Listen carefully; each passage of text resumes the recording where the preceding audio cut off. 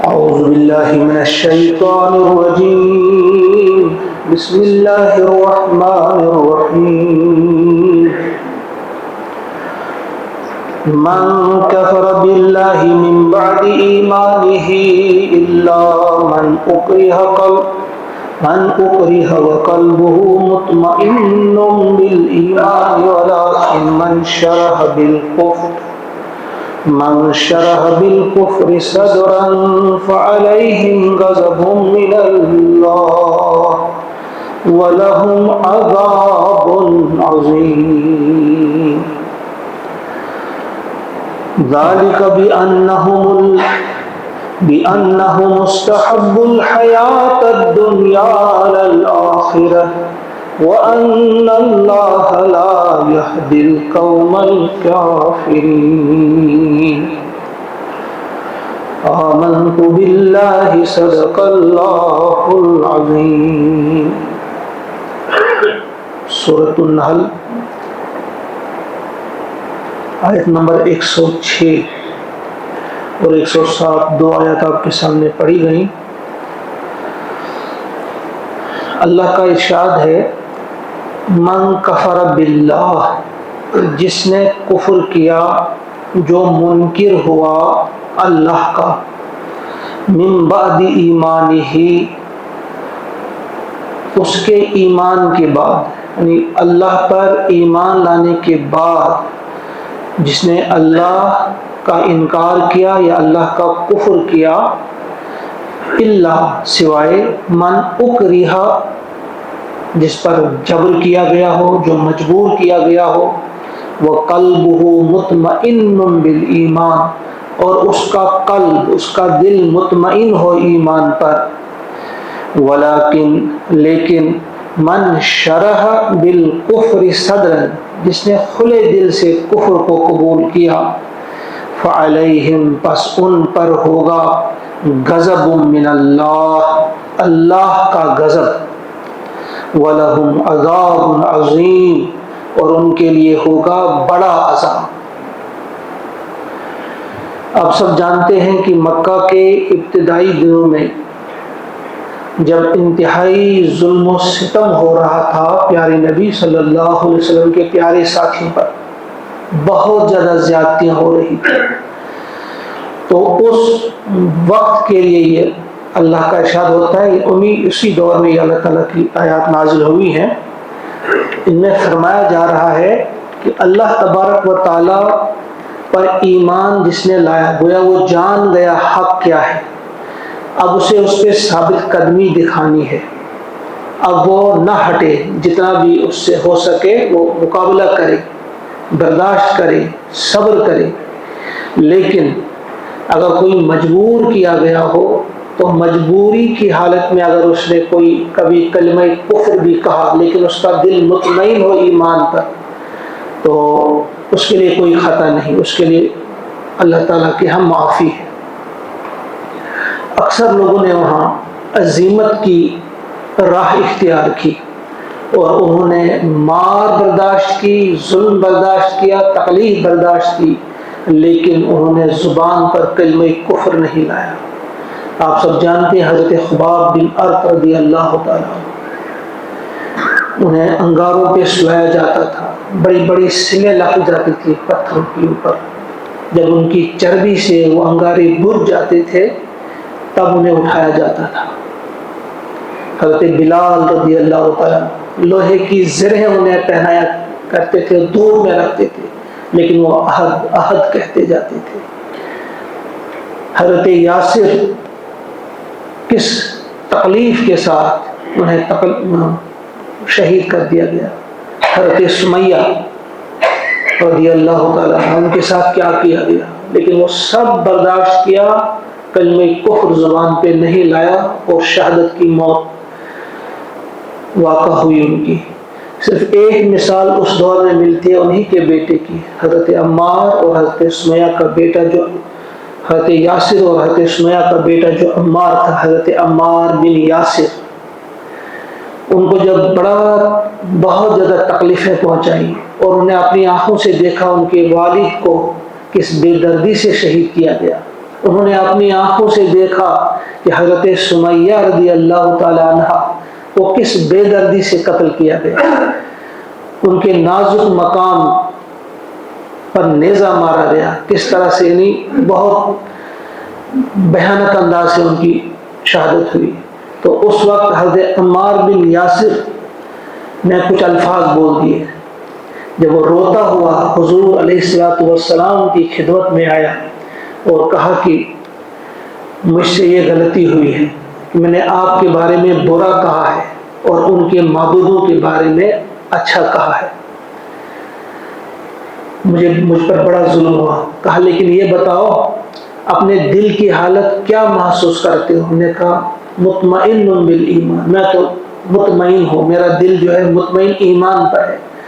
تو کہا وَإِنْ عَادُوا فَعُدْ، اگر انہوں نے پھر ایسا کیا، اس قسم کا ظلم اگر انہوں نے پھر تمہارے ساتھ کیا تو تم پھر یہ الفاظ کہہ دینا۔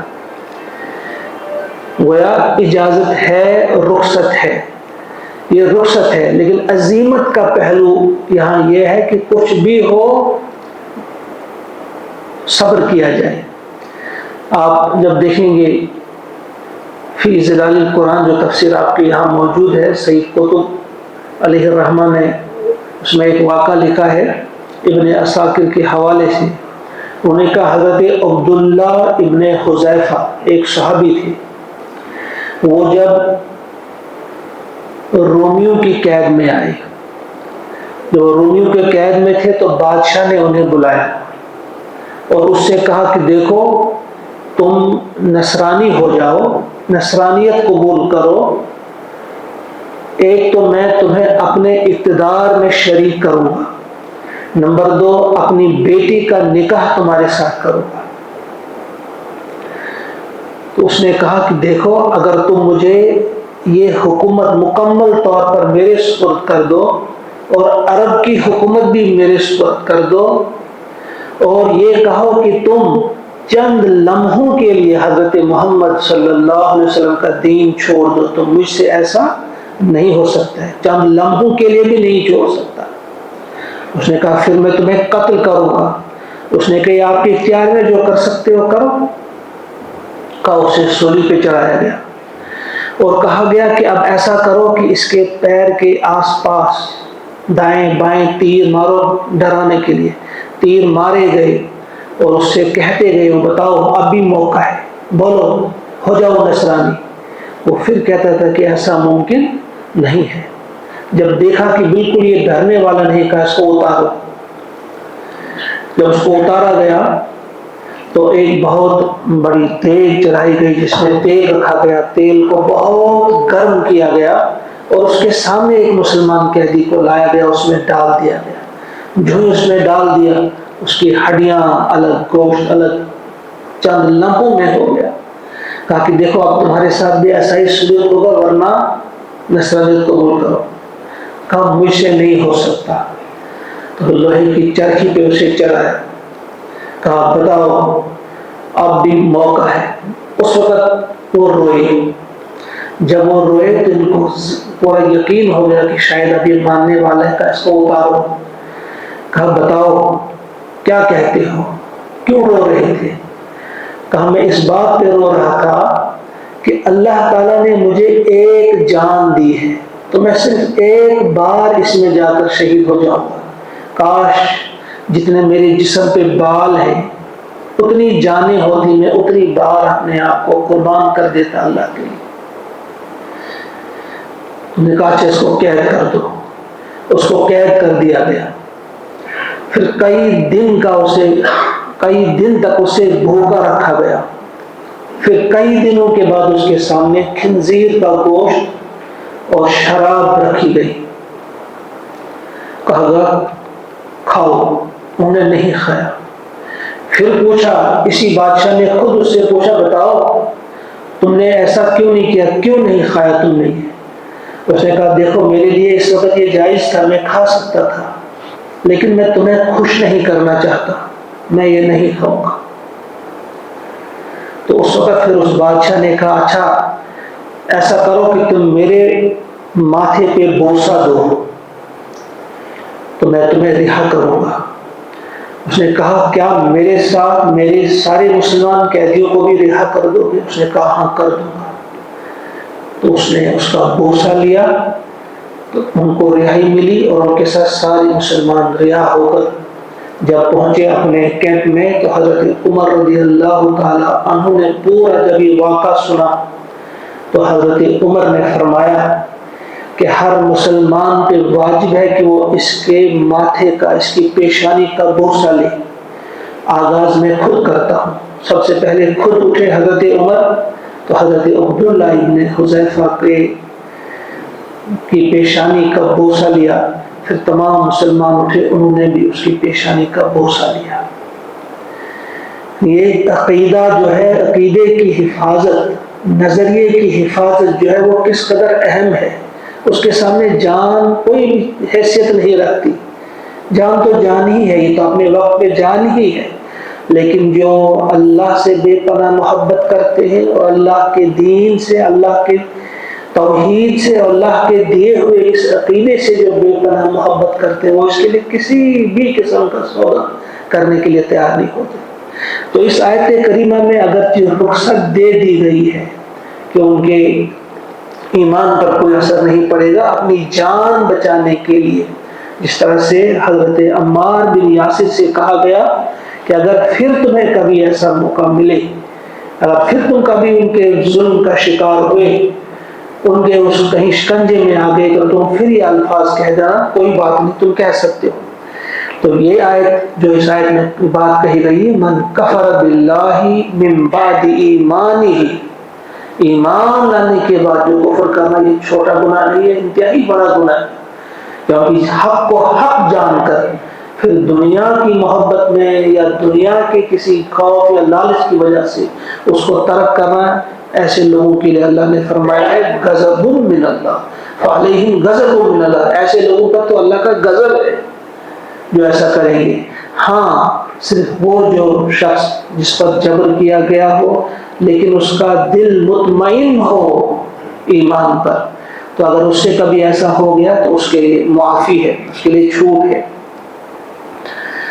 فرمایا گیا اس کے لیے اللہ پر جو ایسا کرے گا اور دل کی کھلے دل سے، ولیکن من شرح بالکفر صدرا، جس نے کھلے دل سے ایمان لانے کے بعد کفر اختیار کیا، آج تو معمولی مفاد حاصل کرنے کے لیے کھلے دل سے کفر کو قبول کیا جاتا ہے، کھلے دل سے اللہ کی بغاوت کا اعلان کیا جاتا ہے، اپنے عمل سے، اپنے اظہار سے۔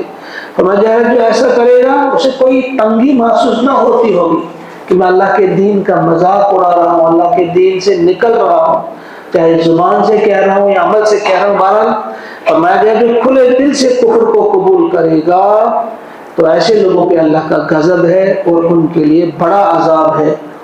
ایسا اس لیے کیوں؟ ذالک بانہم، کیونکہ وہ جو ہے استحب الحیات الدنیا، انہوں نے پسند کیا ہے دنیا کی زندگی کو، یا انہوں نے ترجیح دی ہے دنیا کی زندگی کو علی الآخرہ، آخرت پر، وَأَنَّ اللَّهَ لَا يَهْدِي الْقَوْمَ الْكَافِرِينَ، اور بے شک اللہ تعالیٰ ہدایت نہیں دیتا کافر لوگوں کو، انکار کرنے والوں کو، جو منکرین ہوتے ہیں، کفران نعمت کرنے والے ہوتے ہیں، یہ اللہ کا قاعدہ ہے کہ وہ ایسے لوگوں کو ہدایت نہیں دیتا۔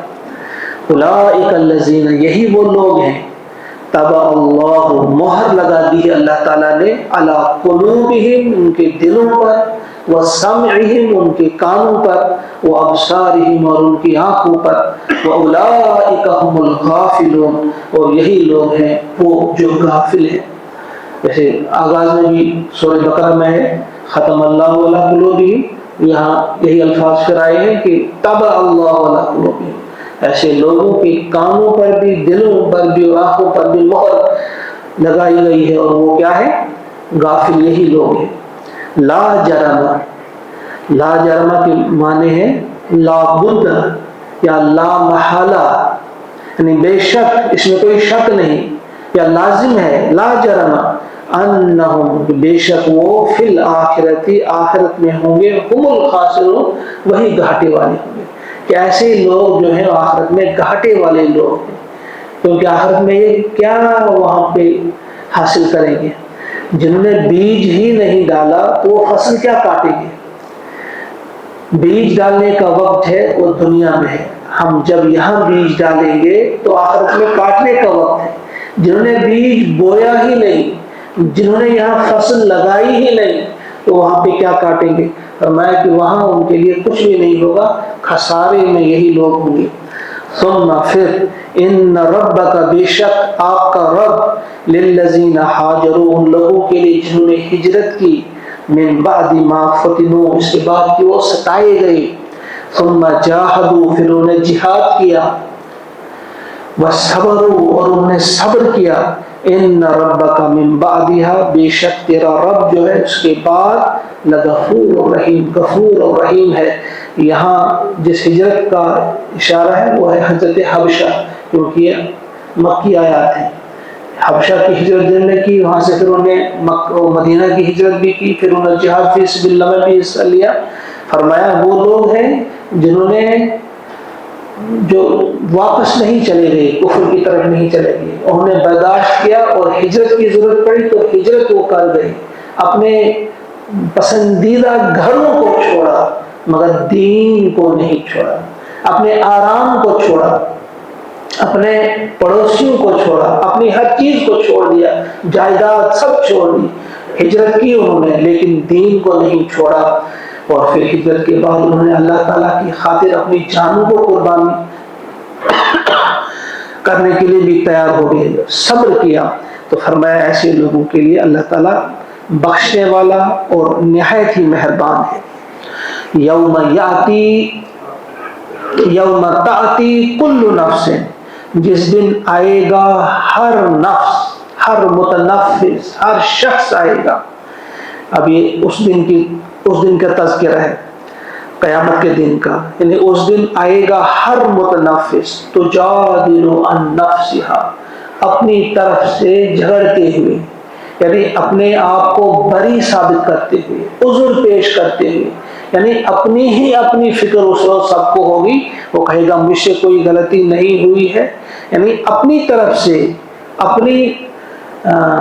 اپنے آپ کو بری الذمہ قرار دیتے ہوئے، اپنے آپ کو بے قصور قرار دینے کی بھرپور کوشش کرتا ہوا ہر شخص اس وقت آئے گا.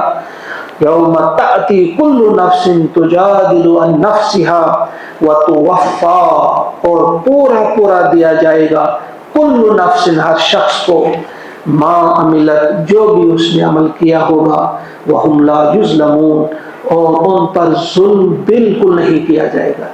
یعنی پہلی چیز ہے کہ وہاں ہر شخص یہی چاہے گا، وہ نفسی جو ہے نا بس وہی ہے. اسی بات کو یہاں ایک اور انداز میں کہا گیا ہے، جس طرح سے آپ اس نے پڑھا ہے سورہ کون سی سورہ عبس، یوم یفر المرء من اخیہ وامہ وابیہ وصاحبتہ وبنیہ،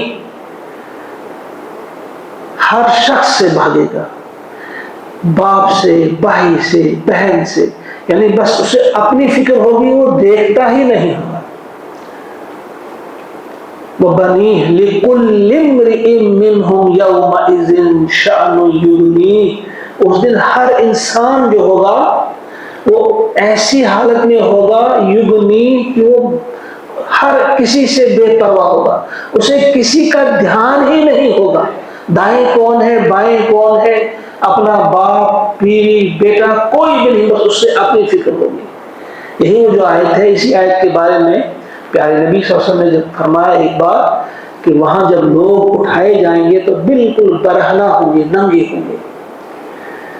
تو ایک روایت ہے کہ حضرت عائشہ صدیقہ رضی اللہ تعالی عنہا نے سوال کیا تھا، اور ایک روایت میں حضرت سودا کا نام ہے کہ حضرت سودا رضی اللہ تعالی عنہا نے سوال کیا، اور ایک اور روایت میں ہے کہ نہیں ایک خاتون تھی اس نے یہ سوال کیا تھا کہ کیا وہاں وہ حیا نہیں ہوگی، ہر ایک کے سامنے سطر کھل جائیں گے.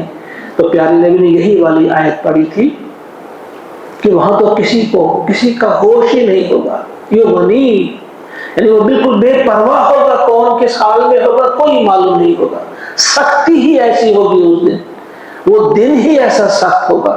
تو یہاں بھی وہی فرمایا جا رہا ہے کہ ہر ایک کو نفسی نفسی، بس میرا میں بچ جاؤں تو بس، کسی نہ بیٹے کی فکر، نہ باپ کی، نہ بہن کی، نہ ماں کی، نہ بیوی کی، کسی کی فکر نہیں. یوم تأتی کل نفس تجادل عن نفسها، اپنے ہی آپ کو بری ثابت کرتا ہوا آئے گا، اپنی ہی طرف سے لڑتا ہوا جھگڑتا ہوا، یعنی معذرت پیش کرتا ہوا آئے گا، اور دیا جائے گا بدلہ اس دن ہر شخص کو برابر برابر. یعنی جس نے نیکی کی ہوگی، جتنی نیکی کی ہوگی اس میں اضافہ ہی ہوگا، کم نہیں ہوگا. اور بدی جس نے کی ہوگی، بدی میں زیادتی نہیں کی جائے گی. کمی اگر کی جائے گی تو ہو سکتا ہے، لیکن زیادتی نہیں کی جائے گی. نیکیوں میں کمی نہیں ہوگی اور بدیوں میں زیادتی نہیں ہوگی، بلکہ جو کیا ہوگا برابر وہی انہیں دیا جائے گا. وَهُمْ لَا يُظْلَمُونَ، ذرا برابر بھی، تھوڑا سا بھی ان کے ساتھ ناانصافی نہیں کی جائے گی. اس دن کو اللہ تعالی ہم سب کو یاد رکھنے کی توفیق عطا فرمائے.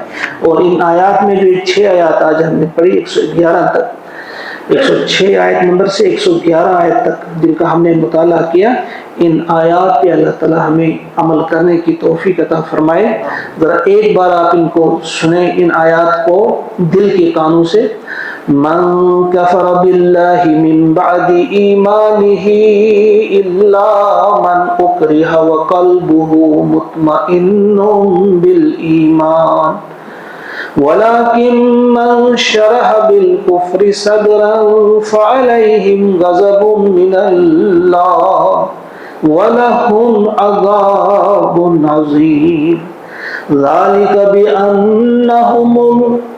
بأنهم استحبوا الحياة الدنيا على الآخرة وأن الله لا يهدي القوم الكافرين. أولئك الذين طبع الله على قلوبهم وسمعهم وأبصارهم وأولئك هم الغافلون. لا جرم أنهم في الآخرة هم الخاسرون. ثم إن ربك للذين هاجروا من بعد ما فتنوا ثم جاهدوا وصبروا إن ربك من بعدها لغفور رحيم. يوم تأتي كل نفس تجادل عن نفسها وتوفى كل نفس ما عملت وهم لا يظلمون. آمنت بالله صدق الله العظيم. اللهم ارحمنا بالقرآن واجعله لنا إماما ونورا وهدى ورحمة. ربنا تقبل منا إنك أنت السميع العليم. آمين. السلام عليكم ورحمة الله.